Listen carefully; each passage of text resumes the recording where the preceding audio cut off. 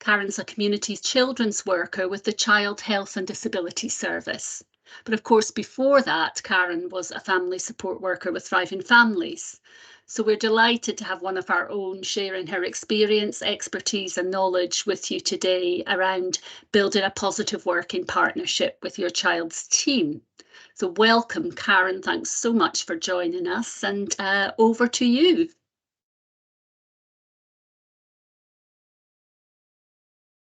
Thanks, Nikki, for the introduction, and thank you for having me along today. It feels slightly strange, I must admit, but it's really nice to do these sessions, and I know how important they are to families in Highland to be able to access the information. I'm going to try and share my screen after Nikki stops sharing hers, and then I'll take the presentation forward if that's okay. So welcome to everybody. Thanks very much for coming along. It's lovely to be here and to share a little bit of experience from probably both jobs that I've done. Obviously, a lot with Thriving Families for 13 years and also as well as within the role that I actually do now. So I'm going to try and share my screen and have the presentation.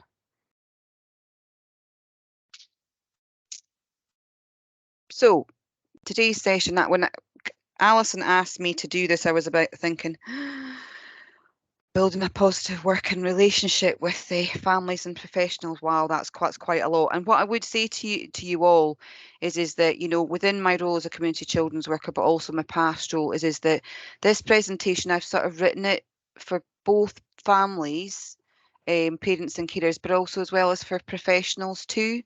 Because to keep that sort of positive working partnership, it needs both of us to be able to come together to be able to do that.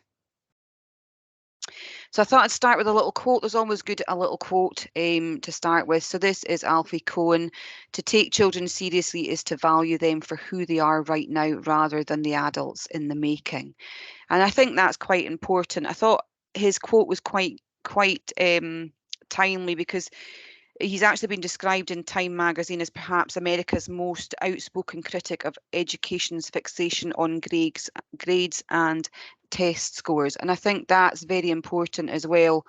So when we are thinking about children is that there's not one fits all approach and every child is an individual. And one of the things that I would say, and it's one of the things that I really do try to make sure that I do every single time I meet a new family, and sort of, you know, let that family know that my expectation is not to go in and try and fix their child or young person, because actually their child or young person doesn't need fixed.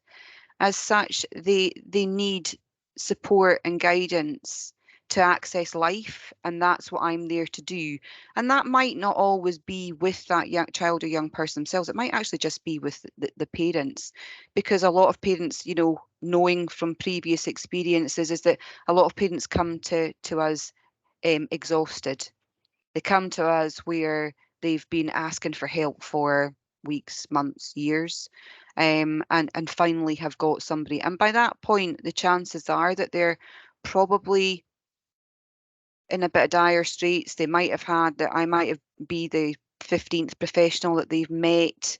You know, so on that side of things, as I need to take that into account when I'm actually working with the family, as well as where are they now and where have they been, and also that's really important for your child as well. So the format for today is I'm just going to quickly go through sort of the professionals that you could meet along the way. Again, that list is not exhaustive because there will be other professionals that you may well meet. And it's along your child's journey of whether it be assessment or support. And whether they have a diagnosis or they don't. Assessment, so just a little bit touching on the new neurodevelopmental assessment service. The support, you know, out there, advice, and a little bit of discussion time as well. So I say GIRFIC, and I know some people are going, oh, here we go, there'll be a few eye rolls there. But at the end of the day, this is the way that I work, and this is the way I know that a majority of my colleagues work as well. And I think it's really important that we all remember that we want all children and young people to live in an equal society that enables them to flourish, to be treated with kindness, dignity and respect, and to have their rights upheld at all times. So some of the professionals that you could meet, and as I say, it's not an exhaustive list. And some of the people here you may never actually meet. Also, as well as is that because we're talking about Highland wide, is that some of these professionals may not necessarily be in your area. Every single team is different. And has different professionals within that. My team within Inverness, we cover the Inverness and South area, so it sort of covers everything from Bewley right across to Nairn, Badenoch and Strathspey. So we cover sort of main Inverness, but we do have a mid team. We do have a west team and a north team, and those teams have different professionals in it. So along your assessment journey or support journey that you have with your child, it could be a hospital paediatrician that you meet, could be a community paediatrician who obviously is somebody who will be more looking at children with additional support needs. But a hospital paediatrician can work with children with additional support needs as well, but their roles are a little bit different. Speech and language therapy, physiotherapy, and again, your physiotherapist could be somebody that's generic within the hospital, or it could be specialist with additional support needs. You've got your clinical psychologists and psychiatrists, educational psychology, and part of that educational psychology services is the home visiting teacher. Social workers, health visitors, and your school nurses. You will have school nurses who will sometimes attend your school meetings, and again, they can help with quite a number of different things to support your child. But then you could end up with the learning community disability nurse as well, who we have. We actually have two within our team. Three within our team. One of them is based primarily in Drummond School. I'm a community children's worker, so I'm slightly different than a children's services worker, where I work with the families and the children themselves, whereas your children's services worker works primarily with the children and young people, whether that be within school or at home. You have your ADHD advanced practitioners and your ADHD support practitioners, but also as well as if your child is not at school just yet, then you've got your early years practitioner as well. What I would say to you is that Thriving Families have got an amazing little guide, their family pack, which actually gives you a little bit more detail on those professionals that could be involved with your child. And it's evolved and changed over the years, and they've just added their new one to their website. So go along and have a look at that so that you get that, because there's lots of other little bits of advice and information there as well. The NDAS assessment service, I was involved a long time ago when the service was changed originally to having a majority of the assessments at the Pines, and that's now obviously changed again because it wasn't working. The waiting list, unfortunately, again, we're back at it. It's currently sort of 3 years for that assessment. But again, what I would say to you is as a professional and working with families is that I very much look at what the actual needs of the child is rather than just the diagnosis, because that doesn't give me the whole picture. Because every child who has, whether it be a neurodevelopmental condition, neurodevelopmental difficulties, or physical or mental difficulties, is that what I would say to you is that they're all completely different. They're just children. Their needs are different at every single stage. So the NDAS professionals that they have are noted there. And I know that the neurodevelopmental advanced practitioners clinical psychologists, support practitioners are all in place as it stands at the moment, and they're working towards how that services will look eventually. So they're still within the sort of teething stage of things. But the process for looking for an assessment for your child should really be through your school, through the Child's Plan process, but also as well as is that you can do that on a form which is on the Pines website to request assessment, and then that will be triaged by the Neurodevelopmental Assessment Service hub staff, and if it's accepted, unfortunately the wait is 3 years, but hopefully as the staff, the new staff within those roles take things forward, that they will be able to, you never know, lessen the time that you have to wait for that assessment. But meantime, it should always be a case of that the child's needs should still be supported, and the strategies that are used looked at within the Child's Plan process or with professionals that are actually working alongside your child. So the support that you actually have out there that you can actually look for, that's, I would say, independent. You've got the Just Ask helpline. I actually am on the Just Ask helpline. We're on a rota basis, and I'll talk about that a little bit further on. Thriving Families, as I say, wealth of knowledge there, wealth of experience, but also as well as there's lots of different pockets of support that Thriving Families can give you with their peer support service as well. And their private Facebook page that they have for that. National Autistic Society, I've worked with Alison for a very, very long time, and the amount of information that she has at her fingertips is fantastic. And so she doesn't know the answer. The same with Thriving Families, they'll always look to find that answer for you. Inquire is very much more for your educational needs, but they do have some really useful leaflets as well on self-advocacy too, but also there's the advocacy services. So we have a couple of different advocacy services within Inverness, and the one that I say I would have probably worked closest with was Partners in Advocacy, who have just recently been taken over by Partners in Advocacy, and they were originally Highland Advocacy through Connecting Carers. So I put this on because a colleague of mine had seen it and said, yeah, I can relate to this, and we both found it quite amusing, and I can imagine there'll be a few parents out there at this present moment in time giving a little smile. You know, my face when I go to a specialist for advice about my kid and they suggest the stuff I've tried 26,368 times.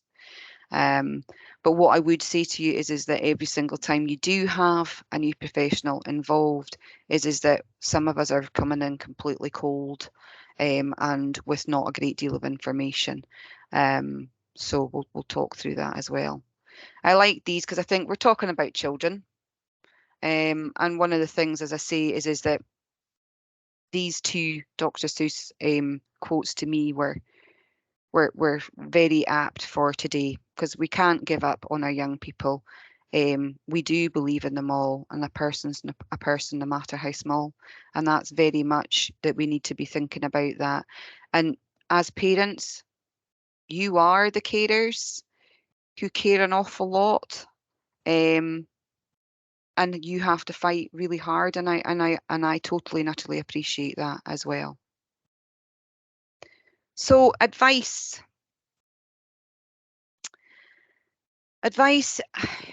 it's a bit of a tricky one, and I think that we will allow quite a bit of time towards the end of the session today to actually look at having those questions, because you do have a lot of questions about that, and the session, you know, we're really looking at some of the teams and the people that might be involved in your child's journey, but how can we create and maintain that positive partnership? And I think that that's definitely something that I would say is it's very much is a partnership, and it needs to be a partnership when you're working together, because at the end of the day, we do have your child or young person at the centre of that. I would say that my advice is not just for families, but I think that this is something as professionals as well that we need to keep in mind too, that when we are working with those families and when it might well be the 26,000th time that something has been suggested to a family, because they've had changes in staff or changes in support practitioners numerous times throughout the years. They change as your child goes through, nursery, primary school, secondary school, and then onward into the adult world. And you probably have all been there with that number of professionals. What I would say to you is that when you do have somebody new, is to sort of take that big deep breath when they come to visit you. It's very anxiety provoking, I would say, for a majority of our families when they've got somebody new coming in, because they don't know what to expect. They might never have heard of that person's name, or they might have heard of that person's name, but actually they're thinking, well, the other person that I spoke to, and I mentioned that name, because there's lots of forums out there for you to find out who a professional is and what they're like, and thinking, oh, they were a disaster for such and such a person. But that doesn't mean to say that they're going to be a disaster for you. It's always great to be able to sort of try and keep an open mind when you do meet that professional to begin with. And that sometimes can be really hard, especially if you have been screaming from the rooftops for a long, long time, because your child actually copes really well in school. But you're having a lot of the behavioural difficulties at home and nobody's really seen that, because their ability to be able to mask deserves an award, because actually they're absolutely brilliant at it. Be honest. I think that, again, that's what I always try and do with families, is I'm honest and try and keep open communication with them. And I always say to them, look, if you're not honest with me, I can't help you. So as much as you may well be guarded, and as much as it's really difficult to trust a new person again, is to try and be as honest as you can. I'm not there to trip anybody up. I'm not there to try and find out that they're not doing. I'm very much a case of that when I go in, is that I look at a family holistically. I don't just, I do very much concentrate on what the child that I'm supposed to be working with or it needs, but I also, as well as I'm very open, and I keep that open communication going with the family, because depending on what that family's actually been through to that point, a lot of them are completely and utterly just, they're beyond the point of crisis. And then it can be very difficult to actually look at what is the most important thing. So a new relationship can be difficult, but just, as I say, keep an open mind, be honest, and try and have open communication with that person as much as you can, because as I understand that trust is very difficult. Deciding what's important at that specific time. Again, that's quite a difficult one, or it can be a difficult one. And some of the other things that I'm going to talk about within this slide is that what I would say to you is that sometimes what we think needs to be sorted, or what we think needs to be the support, actually is something that's way down the line, because actually there is one difficulty there that needs to be addressed first of all for a child or young person. And until you actually address that and look at how you support that, actually you're never going to get to that goal that you want. I don't think it's, I would always say to a family, never forget about that goal, because it is something that you will look at later on. Maybe have a book that you can use, especially when you're building up a relationship with a professional. is that, you know, if something does happen and you think, see, this is what I'm talking about when my child is not coping and this happens. Well, actually, by the time you maybe see that professional again or get hold of that professional, might be 3, 4, 5, 2 weeks.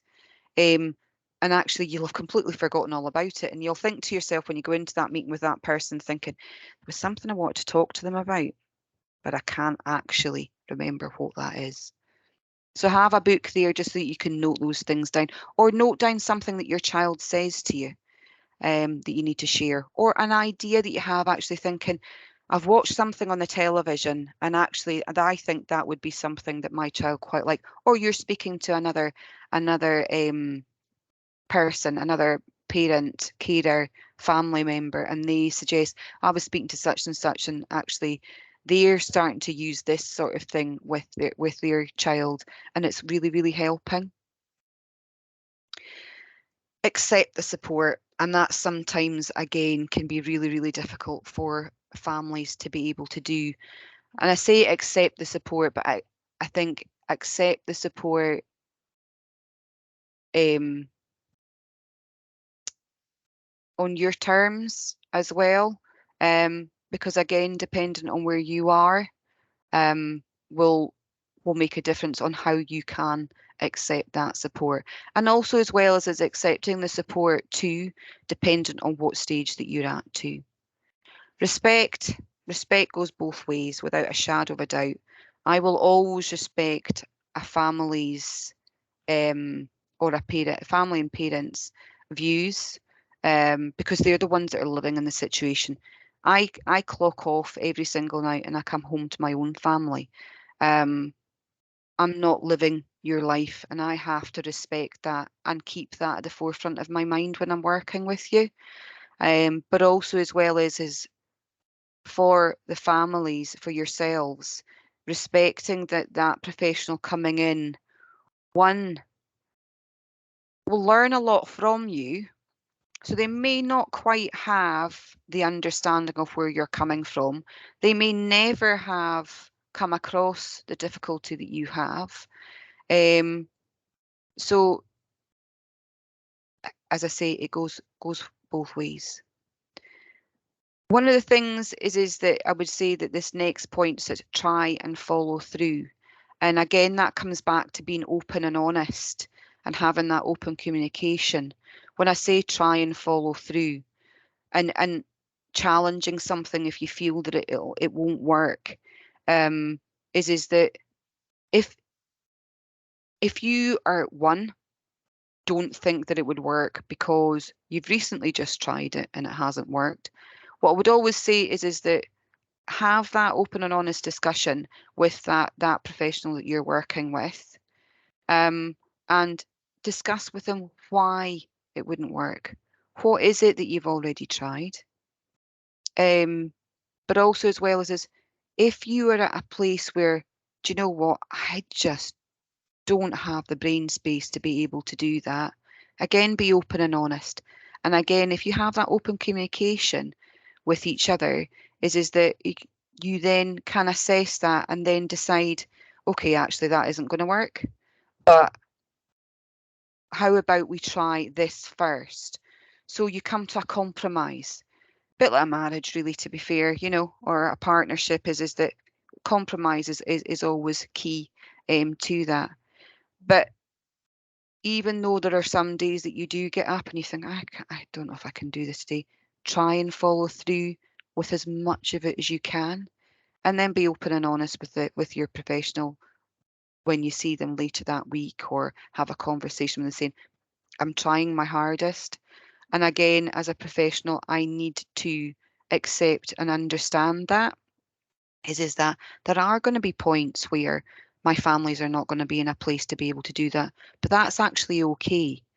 If I'm there to support you and help you to feel confident, then hopefully trying to follow through on things that will eventually, because a lot of the time with a lot of the children is that unfortunately it becomes harder before it comes easier. And if we can do a little bit of that and keep that continuity, it really, really helps. But also, as well as for the professionals, keeping that continuity with that child is going to help them too. As I say, challenge if you feel strongly that it won't work. But also, as well as again, keeping that open mind is that, okay, it didn't work. Well, why didn't it work? And actually discuss that with that professional, because having a conversation with a colleague the other day, she'd been working with a family. She just recently started working with them. It's the first time she'd ever met the family. Child wasn't engaging with any professionals whatsoever. And she asked about social stories. And she said, the mum said, no, they don't work. We've tried them several times over the years, because this child was now a young person. They don't work. They've tried them. It doesn't work. No, it's not going to work. But that professional then questioned, well, why did it not work? Do you have any copies of those social stories that were used? And would you mind if we just try it? And again, it comes back to that slide of, well, we've tried it 26,000 times. But actually, when she went and wrote a social story for that young person, she absolutely loves them now, because they were written the way that they needed to be written for her. So while I say challenge, what I would also say is discuss as well. Next, we are all human. We're not going to get things right every single time. That's whether you're a parent or a professional. They don't come with a manual. I've always been great at using that phrase. They don't come with a manual. And what's worked one time is not necessarily going to work every single time. But we are all human, and we need to, as a professionals as well as yourselves, is to look at remembering that professional is human, and sometimes they may not necessarily get back to you when they say they're going to get back to you, or something might happen and they actually can't get those things done that they said they were going to do. But also, as well as is that, you do need to challenge that if it happens time and time and time and time again. Write down your concerns or your worries. As I say, having that book there at the side to be able to actually discuss that, because something that really worried you on Tuesday, and then by the time you've got to Friday, something else has happened, and actually it didn't seem that important now. But actually discussing that and having that written down and talking through with your professionals about that worry or concern that you did actually have is always a great way to talk things through, because the professional might go, do you know what, you're right. That is something that we really need to be addressing, and actually that's something I think we should be addressing now rather than further down the line. And having that chat. But also, as well as is that when you are starting off a relationship with, for example, it's your first child's plan meeting, I would always recommend that you write down your concerns or worries, because it's amazing how often you end up forgetting something that's really important at a meeting that needs to be addressed. Facilitator, guide and coach. Yeah, that's what you really are doing for your child or young person on a regular basis. Also, as well as that also comes down to, looking at who is facilitating those meetings that you're maybe going to. I would always recommend any meetings that you go to that if you can, take someone with you. Because it's always good to have somebody who can help to sort of coach you through that difficult time too. Because it can be emotional, and it is emotional when you're talking about your child in a meeting or with a professional who's coming to visit you at home, because you don't know who they are, you haven't got to know them. Trust is a massive issue for a lot of families. especially if they do feel that they've been let down. I would also, as well as try and remember to look at the here and now and moving forward, because it is really, really difficult to try and move forward for your child. And again, it comes back to thinking of your child at the centre.